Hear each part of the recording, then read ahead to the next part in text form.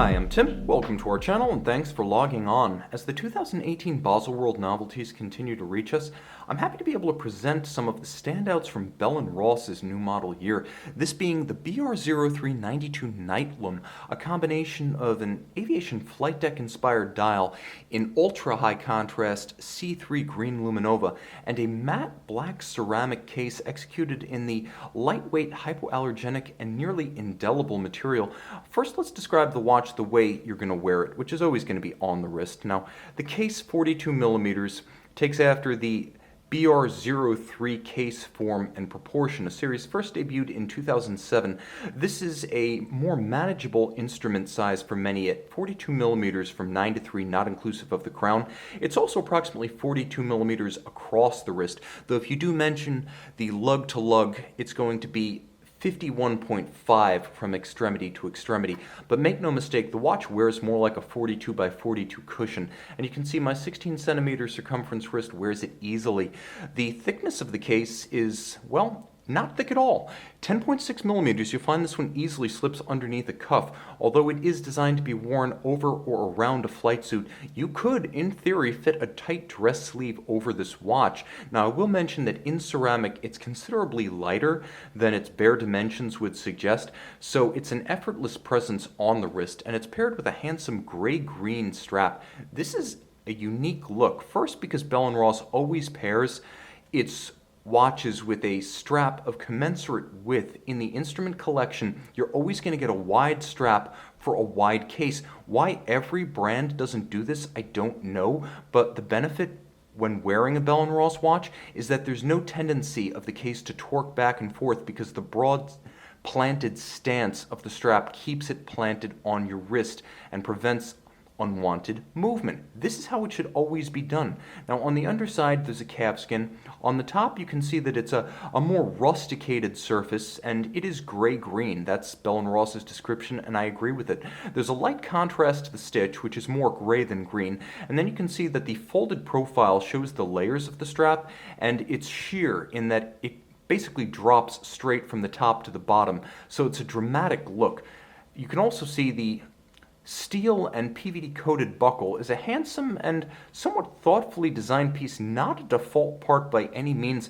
It has facets almost like a gem, so although large, functional, and utilitarian in the sense that form does follow function, nevertheless it has been stylized, Bell & Ross leaving no stone unturned when it comes to making watches look cool as well as function well. Now, from this angle, you get a good sense of what the Instrument Series watches are all about. Basically, an analog instrument pulled from the flight deck of an aircraft. This is the look of 20th century aviation, and there's a reason why analog backups are still unrivaled by digital.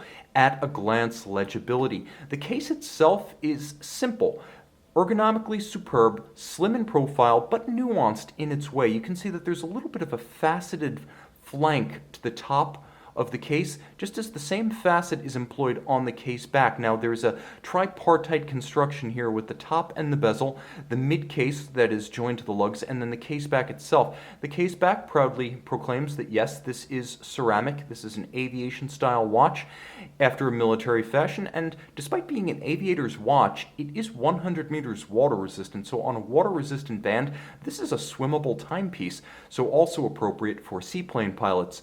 The bezel has a handsome overlap at the edge of the case. This is why I say the case is simple but nuanced, and that overlap absolutely zings me. It's subtle, it's sharp, it gives the case character, and it's nicely symmetrical in cruciform fashion around the periphery of the watch. You can see that the dial is all business, but it has a joie de vivre about it that's born of the almost fluorescent green color of this C3 luminova.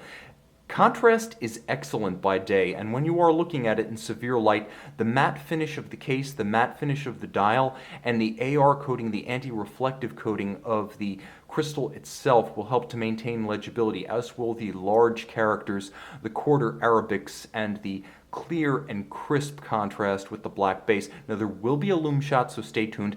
There is a date window at 4:30, and it's a fairly unobtrusive one. Though you can't quite see it in the video, it is correspondingly printed in a C3 green coloration. It is not white, and there is a monotone black date disc. I also appreciate that the aperture for the date has been faceted, so there's a more gradual transition from the plane of the dial to the disc itself. It's not simply a sheer cut through the dial base. Of course, the dial is simple by design, and it's become something of a Bell & Ross icon. Stay tuned for the Lume shot because it looks as cool by night as it does by day. Now, you see the crown is richly knurled. There's several rows of knurling, and it is a push-down style crown, so you have easy access to it when your hands are wet, sweaty, or gloved. You can see even with these boutique gloves, which always seem to impede my use of watches in these videos, I have no trouble gripping the crown. That's because Bell & Ross designed it to be used with gloves. I can hack the movement because the movement features stop seconds for synchronization against a reference time. There is a quick set function if I want to rapidly cycle the date. The case back promises a automatic movement, and it delivers.